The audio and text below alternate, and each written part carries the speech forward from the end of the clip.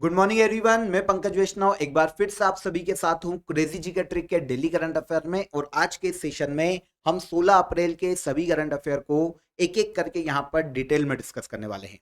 देखिए, जितने भी स्टूडेंट्स हैं डेली करंट अफेयर को रोज वॉच कीजिए, पूरा देखिए। काफी समय से ऑलमोस्ट 2 साल से लगातार क्रेजी जी के ट्रिक पर आपके लिए करंट अफेयर आ रहा है। ये लगातार आता रहे और मैं इसी तरह से आपके लिए इंटरेस्टिंग करंट अफेयर रोज लाता रहूं, इसलिए आपकी भी जिम्मेदारी है कि आप बाकायदा कमेंट करें जो भी मैं आपसे क्वेश्चन ऑफ द डे पूछता हूं। और इसके अलावा पूरा वीडियो वॉच कीजिए और लाइक कीजिए वीडियो को। ओके, मैं आपके लिए बहुत ही इंटरेस्टिंग करंट अफेयर लाता रहूंगा रोज, ये मेरा वादा है। आजकल एक बहुत ही अच्छा कमेंट था जो मैं मिस कर रहा हूँ। काफी सारे स्टूडेंट उस पर काफी रिकमेंड भी करते थे, बहुत ही इंटरेस्टिंग था। आप कमेंट में बताइएगा कि वो कौन सा कमेंट था जो कि हमारे डेली करंट अफेयर में हमको रोज देखने को मिलता था, पर अभी वो नहीं देखने को मिल रहा है, जो कि थोड़ा सा फनी भी था। ओके, चलिए शुरू करते हैं। आगे बढ़ने से पहले मैं आपको आरआरबी एग्जाम कैलेंडर के बारे में बता देता हूँ आप सभी के लिए। देखिए, आरआरबी आरपीएफ का नोटिफिकेशन आ गया है फ्रेंड्स। 4,500 से ज्यादा कांस्टेबल और एसआई की आपके लिए पोस्ट आई है। तो आप सभी को फॉर्म फिल करना है और तैयारी अपनी शार्प रखिएगा। आपकी तैयारी को शार्प करने के लिए हमने देखिए रेलवे का एक टारगेट बेस शुरू किया है रूट एप्लीकेशन पर।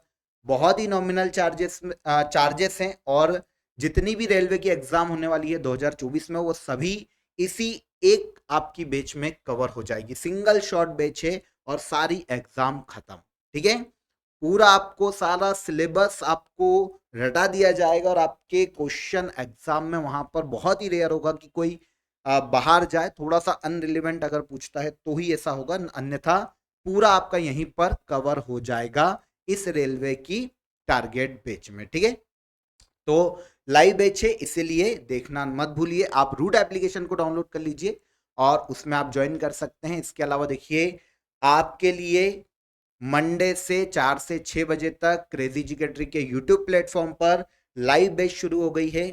फ्री ऑफ कॉस्ट है, आप इसे देखिए। रेलवे एग्जाम के लिए लाइव बैच है। सारे रीजनिंग, मैथ्स, जीएस, साइंस, जो भी आपको रेलवे एग्जाम में आता है, वहां के जितने भी क्वेश्चन आ सकते हैं वो सभी आपका इस लाइव बैच में कंप्लीट हो जाएंगे। तो यूट्यूब चैनल पर आपके लिए फ्री है क्रेजी जी के ट्रिक पर। 4 से 6 बजे तक ये आपकी लाइव क्लासेस रहेगी, इसे देखना भी मत भूलिएगा।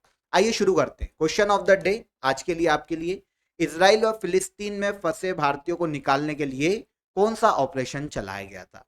इजराइल और ईरान कन्फ्लिक्ट के कारण देखिए बहुत सुर्खियों में इजराइल, तो ऐसा क्वेश्चन एग्जाम में आ सकता है।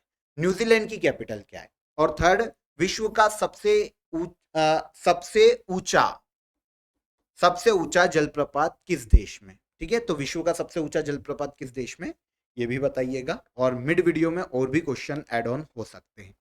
शुरू करते हैं। 16 अप्रैल का सबसे पहला क्वेश्चन, भारत के किस उत्तर पूर्वी राज्य में लोंगटे त्योहार मनाया जा रहा है? तो लोंगटे फेस्टिवल भारत के उत्तर पूर्वी राज्य अरुणाचल प्रदेश में मनाया जाता है। अरुणाचल प्रदेश में नई फसल के उत्सव के रूप में सेलिब्रेट किया जाता है, नव वर्ष के रूप में सेलिब्रेट किया जाता है। कौन सा त्योहार है? लोंगटे त्योहार। कहां पर? अरुणाचल प्रदेश राज्य। अरुणाचल प्रदेश की एक जनजाति है, नीशी जनजाति, ये लोंगटे फेस्टिवल को सेलिब्रेट करती है। जो नीशी जनजाति है वो अपने रीति रिवाजों को प्रोटेक्ट करने के लिए, अपने जो स्पिरिचुअल्स हैं, जो कल्चर हैं, जो स्पिरिचुअल है, जो कल्चर है, उसे प्रोटेक्ट करने के लिए इस त्योहार को मनाती है। अरुणाचल प्रदेश में नीशी जनजाति लोंगटे त्योहार को मनाती है। और जैसा कि अभी मैंने आपको बताया, एक फसल उत्सव है और नए मौसम की या नव वर्ष की शुरुआत के रूप में भी देखा जाता है। ये तो बात हो गई लोंगटे फेस्टिवल की। इसके अलावा अरुणाचल प्रदेश में सोलंग फेस्टिवल भी मनाया जाता है। वहां की जनजातियों के द्वारा ये कृषि आधारित उत्सव है। तोरंगिया फेस्टिवल की बात करें तो मोनपा समुदाय नव वर्ष के रूप में इसे सेलिब्रेट करता है। बुरी बूट, जो कि एक फेस्टिवल है अरुणाचल प्रदेश राज्य का ही, वहां की नीशी जनजाति इसे सेलिब्रेट करती है। और सियांग नदी महोत्सव, ये भी सियांग नदी के आसपास वहां पर रहने वाली जनजाति के मध्य में सांस्कृतिक, सामाजिक और धार्मिक उत्सव के रूप में मनाया जाता है। ठीक है, तो अरुणाचल प्रदेश के ये सारे फेस्टिवल याद रखिए। और अभी जो मनाया गया लोंगटे त्योहार, नॉर्मली 7 दिन तक निशी जनजाति से सेलिब्रेट करती है, लेकिन अलग अलग क्षेत्रों में इसके टाइम पीरियड आगे पीछे भी हो जाता है। ठीक है, चलिए सेकंड क्वेश्चन पर आए। गोल्फ मास्टर टूर्नामेंट 2024 किसने जीता है? तो देखिए, जैसे टेनिस टूर्नामेंट होते हैं, 4 ग्रैंड स्लैम के बारे में आपको पता है ना, US open, French open, Australian open, Wimbledon open, उसी तरह से 4 गोल्फ टूर्नामेंट भी होते हैं साल में। उसमें सबसे पहला आयोजित होता है अप्रैल में गोल्फ मास्टर टूर्नामेंट। 2024 में गोल्फ मास्टर टूर्नामेंट का खिताब स्कूटी शेफलर ने अपने नाम किया है। स्कूटी शेफलर ने हाल ही में, जो कि वर्ल्ड नंबर 1 गोल्फर है, ठीक है, इन्होंने गोल्फ मास्टर चैंपियनशिप का खिताब जीता। वैसे दूसरी बार स्कूटी शेफलर ने यह खिताब अपने नाम किया। इसके पहले 2022 में भी ये खिताब इन्होंने अपने नाम किया था, ठीक है। गोल्फ मास्टर टूर्नामेंट, जैसा कि अभी मैंने आपको बताया, वर्ष में होने वाले पुरुषों की 4 प्रमुख गोल्फ चैंपियनशिप में से एक है। 1934 में स्टार्ट हुआ था, यूएसए के जॉर्जिया में आयोजित किया जाता है। सबसे पहला है गोल्फ मास्टर टूर्नामेंट अप्रैल में। सेकेंड, पीजीए चैंपियनशिप मई में आयोजित होती है। यूएस ओपन जून में आयोजित होता है गोल्फ का टूर्नामेंट, और द ओपन चैंपियनशिप जुलाई में आयोजित होती है। गोल्फ का 4th टूर्नामेंट है बड़ा, ओके। अन्य गोल्फ की अगर न्यूज देखें तो आपको अक्षय भाटिया को याद रखना चाहिए। ये भारतीय मूल के एक अमेरिकी पेशेवर गोल्फर है, जिन्होंने हाल ही में अप्रैल मंथ में वोलेरो टेक्सास ओपन का खिताब अपने नाम किया। इंडियन गोल्फर के बारे में बात करें तो डायरेक्ट जो कि इंडियन सिटीजन है, ये है अदिति अशोक, इंडियन गोल्फर। एशियाई गेम्स 2023 में महिला व्यक्तिगत गोल्फ में अदिति अशोक ने सिल्वर मेडल अपने नाम किया था। और एशियन गेम्स के इतिहास में भारत की पहली पदक विजेता महिला गोल्फर है अदिति अशोक। एशियन गेम्स 2023 में सिल्वर मेडल जीता था। इसके अलावा शुभंकर शर्मा, ठीक है, अदिति अशोक के अलावा शुभंकर शर्मा, ये भारत के गोल्फर है, ठीक है, जिन्होंने 2018 में देखिए अर्जुन पुरस्कार प्राप्त किया है गोल्फ के क्षेत्र में अपनी उपलब्धियों के कारण। तो अदिति अशोक और शुभंकर शर्मा को भी याद रखिए, इंडियन गोल्फर है और काफी फेमस है। Third question, am Turing award 2023 से किसे सम्मानित किया गया? तो एएम ट्यूरिंग अवार्ड की बात करें तो ये कंप्यूटिंग, ठीक है, कंप्यूटिंग के सेक्टर में कंप्यूटिंग साइंस के क्षेत्र में दिया जाने वाला पुरस्कार है एएम ट्यूरिंग अवार्ड, ठीक है, कंप्यूटिंग साइंस के क्षेत्र में दिया जाता है। यह दिया गया है 2023 के लिए हाल ही में एवी विक्टरसन को। आंसर सी हो जाएगा। एवी विक्टरसन की बात करें तो ये इजराइल के एक कंप्यूटर साइंटिस्ट हैं, ठीक है, एवी विक्टरसन, जिन्हें हाल ही में एएम ट्यूरिंग अवार्ड 2023 से सम्मानित किया गया, ठीक है। Award association for computing machinery के द्वारा दिया जाता है, जो कि यूएसए बेस्ड एक एसोसिएशन, कंप्यूटिंग क्षेत्र के जितने भी साइंटिस्ट हैं और जितने भी स्टूडेंट्स हैं उनका एक एसोसिएशन है। इस एसोसिएशन के द्वारा एएम ट्यूरिंग अवार्ड दिया जाता है हर साल। 2023 के लिए यह अवार्ड कंप्यूटेशन, कैलकुलेशन और थियोरेटिकल कंप्यूटर साइंस के क्षेत्र में दिया गया है। किससे? यह दिया गया है इस साल एवी विक्टरसन को। 2023 के लिए दिया गया है, आपको यह याद रखना, ठीक है। किसके द्वारा दिया जाता है वो मैं आपको बता ही चुका हूं। किस संस्था के द्वारा दिया जाता है ये आपको याद रखना चाहिए। 1966 में पहली बार दिया गया था। संस्था क्या काम करती है पता चल गया आपको। ये जो पुरस्कार है, किसकी बात हो रही है? Am Turing award. ये पुरस्कार कंप्यूटिंग के क्षेत्र का नोबेल कहलाता है। इंपॉर्टेंट इसलिए है क्योंकि कंप्यूटिंग के क्षेत्र का नोबेल कहलाता है और दिया गया है इजराइल बेस्ड एक कंप्यूटर साइंटिस्ट को। तो इजराइल भी सुर्खियों में है, इसलिए भी ये क्वेश्चन पूछे जाने की संभावना, ठीक है। कंप्यूटिंग और इसके अलावा टेक्नोलॉजी सेक्टर के क्षेत्र में योगदान के लिए ये अवार्ड हर साल दिया जाता है एसोसिएशन फॉर कंप्यूटिंग मशीनरी के द्वारा, ठीक है। चलिए आगे बढ़ते हैं। डीआरडीओ और भारतीय सेना ने स्वदेशी रूप से विकसित man portable anti tank guided missile weapon system का परीक्षण कहां पर किया? तो इसका परीक्षण किया गया है डीआरडीओ और भारतीय सेना के द्वारा हाल ही में भारत के राजस्थान। देखिए नाम से समझ में आएगा कि मिसाइल का उद्देश्य क्या है। तो ये man portable anti tank guided missile, कोई भी टैंक को उड़ाने के लिए, नष्ट करने के लिए इस गाइडेड मिसाइल का हाल ही में सफल परीक्षण किया गया। ठीक है, कहां पर? भारत के राजस्थान राज्य में। ठीक है, आप यहां पर देख सकते हैं ये मिसाइल है भारत के राजस्थान राज्य में, इसका सफल परीक्षण किया गया। किसके द्वारा? डीआरडीओ और भारतीय सेना के द्वारा। ठीक है, यहां पर आपको यह समझना चाहिए कि इस सिस्टम को रक्षा अनुसंधान और विकास संगठन मतलब डीआरडीओ ने ही डिजाइन किया है और डीआरडीओ ने ही इसका विकास किया, पूरी तरह से स्वदेशी। ठीक है, इसके अंदर देखिए लॉन्चर लगाया गया है, इसके अलावा लक्ष्य प्राप्ति इक्विपमेंट है और फायर कंट्रोल यूनिट भी इस वेपन सिस्टम में देखने को मिलती है, जिसका विकास डीआरडीओ के द्वारा किया गया और हाल ही में इसका परीक्षण भारत के राजस्थान राज्य में किया गया। ठीक है, डीआरडीओ के बारे में कैजुअली आप सभी जानते हैं, भारत का रक्षा क्षेत्र का अनुसंधान संस्थान है, जिसकी स्थापना 1958 में हुई थी, मुख्यालय दिल्ली में है और समीर वी कामत वर्तमान में डीआरडीओ के अध्यक्ष के पद पर है। क्लियर? आगे बढ़िए। अगला क्वेश्चन है, बजरनी बेनेडिक्सन को किस देश का हाल ही में नया प्रधानमंत्री नियुक्त किया गया? तो बजरनी बेनेडिक्सन हाल ही में नए प्रधानमंत्री नियुक्त किए गए हैं आइसलैंड के। आंसर हो जाएगा आंसर। आइसलैंड की बात करें तो उत्तर पश्चिम यूरोपीय देश है। ठीक है, आइसलैंड, इसके हाल ही में नए प्रधानमंत्री के रूप में बजरनी बेनेडिक्सन को नियुक्त किया गया। इनके पहले इस पद पर कैटरीन जैक्स डॉर्टिर, ठीक है नाम थोड़ा अजीब है, कैटरीन जैक्स डॉर्टिर इस पद पर थे, लेकिन इन्होंने क्या किया, प्रेसिडेंट का इलेक्शन लड़ने के लिए अपने पीएम पद से इस्तीफा दे दिया था, तो पीएम का पद हो गया खाली। अब जब नए इलेक्शन हुए तो बजरनी बेनेडिक्सन आइसलैंड के नए प्रधानमंत्री के रूप में नियुक्त किए गए। आइसलैंड, जैसा कि अभी मैंने आपको बताया, उत्तर पश्चिम यूरोपीय देश है, रिक्सेविक इसकी कैपिटल है। वर्ल्ड में सबसे ज्यादा सक्रिय ज्वालामुखी active volcano, 33 active volcano Iceland में देखने को मिलते हैं। इसे land of fire and ice कहा जाता है, क्योंकि देखिए उत्तरी ध्रुव के निकट है, पूरा बर्फीला क्षेत्र है, तो आइस और सबसे ज्यादा सक्रिय ज्वालामुखी वर्ल्ड में यहां पर है, तो fire, land of fire and ice किसे कहा जाता है? आइसलैंड। ठीक है, नेक्स्ट क्वेश्चन देखिए, John Dirk Gardner golden health award से सम्मानित होने वाली पहली भारतीय महिला कौन है? John Dirks Gardner global health award से सम्मानित होने वाली पहली भारतीय महिला बनी है डॉक्टर गगनदीप कौर। आपको नाम से समझ में आ जाएगा, हेल्थ सेक्टर में उपलब्धियों के कारण John Dirks Gardner global health award दिया जाता है। पहली भारतीय महिला जिन्हें यह अवार्ड दिया गया डॉक्टर गगनदीप कांग है। पूरी डिटेल देखते हैं।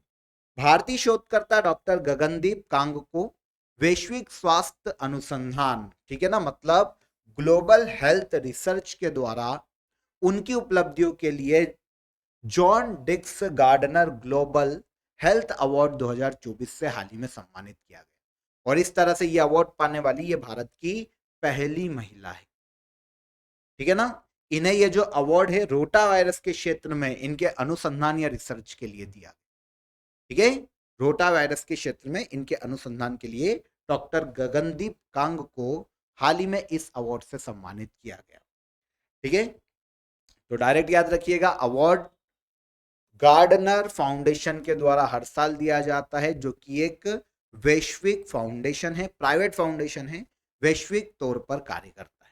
इसने डॉक्टर गगनदीप कांग को हेल्थ सेक्टर में या रोटा वायरस के क्षेत्र में इनके रिसर्च के लिए हाल ही में यह अवार्ड प्रदान किया, जिसे कहा जाता है John Dirks Gardner global health award 2024।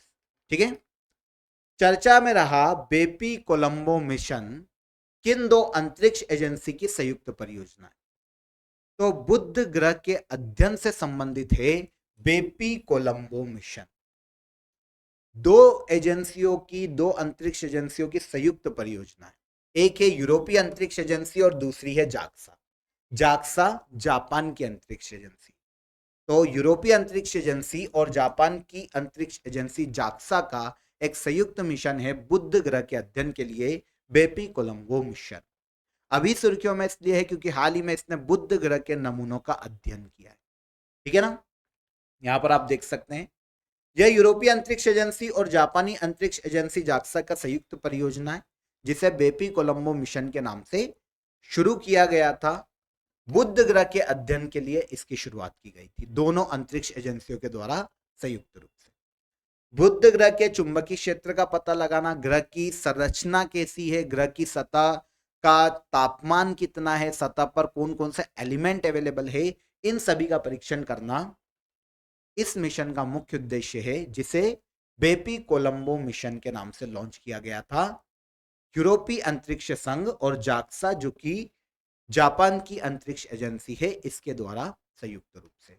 ठीक है, अगला question, knife meditation after an attempt murder किसके द्वारा लिखी गई पुस्तक है? ठीक है, पुस्तक का नाम देख लीजिए, knife meditations after an attempt murder. आपको पता है चाकू से एक व्यक्ति पर हमला हुआ था ऑलमोस्ट 2 साल पहले। कौन थे वो? सलमान रुश्दी। ठीक है, भारतीय मूल के अमेरिकी ऑथर सलमान रुश्दी, इन पर हमला हुआ था नाइफ से। एक सरकारी कार्यक्रम में, गवर्नमेंट प्रोग्राम में एक आतंकवादी ने इन पर हमला कर दिया था। हालांकि इनकी एक आंख को प्रॉब्लम हो गई थी, डैमेज हो गई थी, पर इनकी जान बच गई। तो अब उसके बाद इनके जो अनुभव थे, उन्हीं को सलमान रुश्दी ने अपनी इस बुक में साझा किया है, knife meditations after an attempt murder. किसकी बुक है? सलमान रुश्दी की। ठीक है, कंफ्यूज मत होइए, बहुत ही फेमस ऑथर है और इनकी सारी बुक्स ऑलमोस्ट पूछी जाती है। मेन तो आपको याद रखनी चाहिए। ठीक है, तो बुक किससे रिलेट करती है मैं आपको बता चुका हूँ, किसकी है ये भी बता चुका हूँ। ब्रिटिश अमेरिकी लेखक है, यहाँ पर, हाँ सॉरी, यहाँ पर थोड़ा सा करेक्ट कीजिएगा, ब्रिटिश अमेरिकी लेखक है सलमान रुश्दी। ठीक है ना, चलिए। जन्म हुआ था ब्रिटिश इंडिया में, बॉम्बे में, सलमान रुश्दी का। ठीक है ना, भारत में इनका जन्म हुआ है। 1981 में इनकी बुक आई थी मिडनाइट चिल्ड्रन। 1981 में मिडनाइट चिल्ड्रन के लिए इन्हें बुकर प्राइज दिया गया। तो मिडनाइट चिल्ड्रन किसकी बुक है? तो ये सलमान रुश्दी की बुक है, जिसके लिए इन्हें 1981 में बुकर प्राइज से सम्मानित किया गया। इसके अलावा इनकी अन्य बुक देखें तो शेम 1983 में आई थी। ईयर छोड़ दो, पर शेम किसकी बुक है? सलमान रुश्दी की। शालीमार द क्लाउन सलमान रुश्दी की बुक है। द गोल्डन हाउस और इसके अलावा विक्ट्री सिटी, ये सारी बुक सलमान रुश्दी की है। और अब आई है कौन सी? अब इनके द्वारा जो बुक लाई गई है वो है knife meditations after an attempt murder, Salman Rushdie के द्वारा लिखित बुक है। चर्चा में रहा ईरान निम्नलिखित में से किस देश के साथ सीमा साझा नहीं करता? तो आपको पता है ईरान, इसलिए आज हम इसका क्वेश्चन ले रहे हैं ईरान का, क्योंकि इसने, आपको पता है, हाल ही में इजराइल पर हमला कर दिया। एक्चुअल में इजराइल ने सीरिया पर ईरान एम्बेसी के निकट एक बम गिरा दिया था, जिसमें ईरान एम्बेसी तो तबाह हुई, साथ ही साथ इसके 2 टॉप कमांडर मारे जाते ईरान के। तो सीधी सी बात है, देखिए, ईरान के 2 टॉप कमांडर मारे गए और सीरिया में उसकी एम्बेसी पर हमला हो गया इजराइल का। तो ईरान अब अगर चुप बैठता तो कहीं ना कहीं ग्लोबली ये मैसेज जाता कि यार ईरान कमजोर है, उसने 2 आदमी मार दिए इजराइल ने, फिर भी वो चुप बैठा है। तो ईरान ने भी जवाबी कार्रवाई की है और ईरान ने हमला कर दिया है इजराइल पर। लेकिन ईरान ने जो हमला किया वो केवल दिखावे के लिए कि भाई हम चुप नहीं बैठेंगे, हम भी हमला करेंगे, पर यहाँ पर हमले में कैजुअलिटी नहीं हुई इजराइल में। मतलब जो ड्रोन गिराए गए हैं इजराइल में, वो ज्यादातर खाली जगह पर ही गिरा है। तो बस दिखाने के लिए कि भाई हमने भी हमला कर दिया, तो ग्लोबली ये मैसेज ना जाए कि यार ईरान ने तो कुछ बोला ही नहीं, उसके एम्बेसी पे हमला कर दिया तो ईरान कमजोर है। तो जवाबी कार्रवाई ईरान ने कर दी। अमेरिका ने भी बोला है, क्योंकि इजराइल की तरफ था, लेकिन उसने बोला चलो इजराइल ने हमला किया था, ईरान ने उसका काउंटर अटैक किया है, चलो ठीक है, हो गया एक बार दोनों का। अब दोनों शांत रहो और वॉर को यहीं खत्म करो, मतलब वॉर होने ही मत दो। अभी तो हुई नहीं है पूरी तरीके से, अनाउंस्ड नहीं है, लेकिन ठीक है, ये तो लग रहा है कि मामला दब जाएगा और अब आगे कोई बात आगे ना बढ़ेगी। इजराइल भी लग नहीं रहा है कि अटैक करेगा, क्योंकि अमेरिका ने अपना हाथ खींच लिया। अमेरिका ने बोला अब अगर इजराइल अटैक करता है तो हम बीच में नहीं पड़े। तो संभावना है कि इजराइल भी अब कुछ नहीं बोलेगा, क्योंकि उसकी गलती भी थी यहाँ पर देखा जाए तो इनिशियली। तो ईरान ने भी ज़्यादा कोई मतलब ऐसा कोई नुकसान नहीं किया इजराइल का कि उसको परेशानी हो, तो ठीक है, ये खत्म हो सकती है बात। तो इसलिए ईरान चर्चा में है। यहां पर हमारा क्वेश्चन ईरान से ये कि किस देश के साथ उसकी सीमा स्पर्श नहीं होती, तो यहां पर सीरिया एक ऐसा देश है जिससे ईरान की सीमा नहीं लगती। अब सीमा देखने जाएं ईरान की किस किस देश से लगती है, तो देखिए उत्तर में तुर्कमेनिस्तान, ठीक है, पूर्व में आते हैं तो ये अफगानिस्तान और ये पाकिस्तान, ठीक है, दोनों टच होते हैं ईरान से। तुर्कमेनिस्तान, इधर से देखते हैं तो अजरबैजान और इधर से आर्मेनिया, सही है। इधर से टच होगा इराक और इधर से टच होगा तुर्की। क्वेश्चन हमारा था किससे टच नहीं होती सीमा, इराक से हो जा रही है, अफगानिस्तान से हो जा रही है और तुर्की से भी टच हो जा रही है, तो सीरिया से टच नहीं होती ईरान की सीमा। ओके, कमेंट में बताइएगा कि ईरान की कैपिटल क्या है, ठीक है, बहुत छोटा सा क्वेश्चन है। इसके दक्षिण में आते हैं तो यहां देखने को मिलती फारस की खाड़ी और इधर देखने को मिलती गल्फ ऑफ ओमान, ठीक है। चल आगे बढ़ते हैं। ब्लू ओरिजिन के अंतरिक्ष मिशन के द्वारा, लास्ट क्वेश्चन है, ब्लू ओरिजिन के अंतरिक्ष मिशन के द्वारा अंतरिक्ष यात्रा करने वाले पहले भारतीय कौन बने, तो ब्लू ओरिजिन जो कि एक प्राइवेट अंतरिक्ष एजेंसी है, जेफ बेजोस की कंपनी, जो कि अमेजन के भी फाउंडर है ना, उनकी कंपनी है ब्लू ओरिजिन। इसके माध्यम से अंतरिक्ष मिशन, इनका जो अंतरिक्ष मिशन है, इसके द्वारा अंतरिक्ष यात्रा करने वाले पहले भारतीय बनेंगे गोपी चंद थोटाकुरा, भारत के आंध्र प्रदेश से बिलोंग करते हैं। डिटेल देखें, आइए। गोपीचंद्र थोटाकुरा ब्लू ओरिजिन अंतरिक्ष मिशन के द्वारा अंतरिक्ष यात्रा करने वाले पहले भारतीय बनने वाले, ठीक है। ब्लू ओरिजिन का न्यू शेफर्ड 25 मिशन लॉन्च किया जाएगा और उसके चालक दल के हिस्से में एक पर्यटक के तौर पर अंतरिक्ष की यात्रा करेंगे भारत के गोपीचंद्र थोटाकुरा, और इस तरह से इस कंपनी के माध्यम से अंतरिक्ष में जाने वाले पहले भारतीय होंगे। लेकिन अंतरिक्ष में 1984 में एक भारतीय पहले भी जा चुके हैं, जो कि विंग कमांडर थे राकेश शर्मा, ठीक है, ये अंतरिक्ष में जाने वाले पहले भारतीय हैं।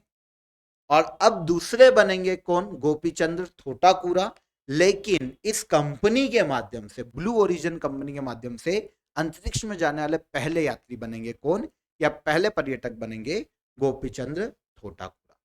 कंफर्म।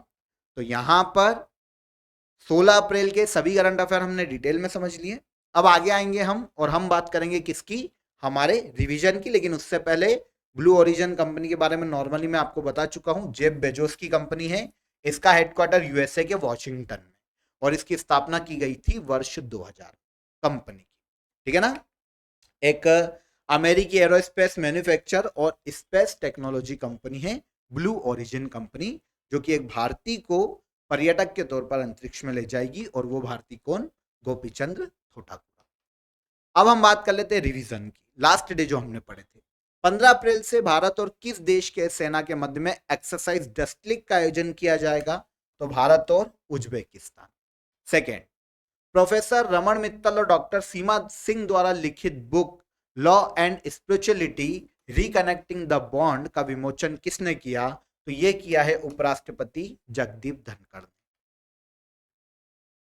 13 अप्रैल को ऑपरेशन मेघदूत के 40 वर्ष पूरे हो गए, किससे संबंधित है, तो ये सियाचिन ग्लेशियर पर भारत की कब्जे को लेकर है, मतलब वहां पर भारतीय सेना के वर्चस्व को लेकर चलाया गया था।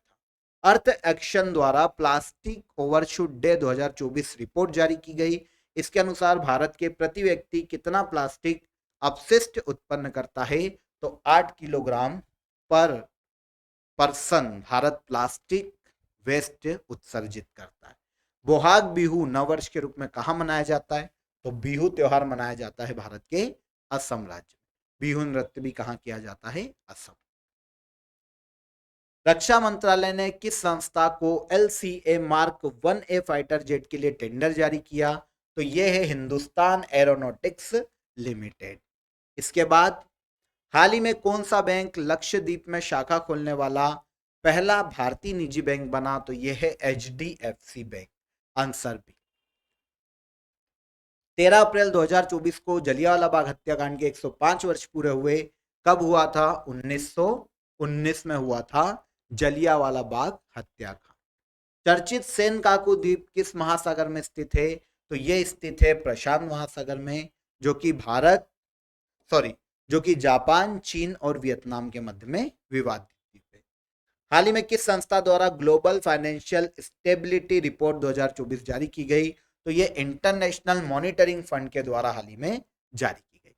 अब लास्ट डे के question of the day, Chabahar port के बाद भारत के नियंत्रण में संचालित होने वाला दूसरा विदेशी बंदरगाह कौन सा बना? तो Sittwe port, Myanmar. Sumit Nagal tennis से संबंधित भारतीय खिलाड़ी हैं और जेपोरिजिया न्यूक्लियर प्लांट यूक्रेन में स्थित है, जिस पर ड्रोन हमले हुए थे कुछ समय पहले। ओके, एक मैंने आपको मिड वीडियो में क्वेश्चन पूछा था और वो क्वेश्चन था कि मालदीव, लक्षद्वीप के मिनिकॉय द्वीप को और मालदीव को कौन सा चैनल अलग करता है? तो 8 डिग्री चैनल है जो कि मिनिकॉय और मालदीव को अलग करने का काम करता है। 8 डिग्री चैनल कंफर्म। तो आज के सेशन में जो क्वेश्चन ऑफ द डे पूछे उनका भी आंसर कमेंट में दीजिएगा, और एक इंटरेस्टिंग कमेंट शुरू में हमने बात की थी वो भी बताइएगा कौन सा है। चलिए नेक्स्ट सेशन में मुलाकात करेंगे नेक्स्ट डे के करंट अफेयर के साथ। तब तक आप अपना ख्याल रखिए। जय हिंद, जय भारत।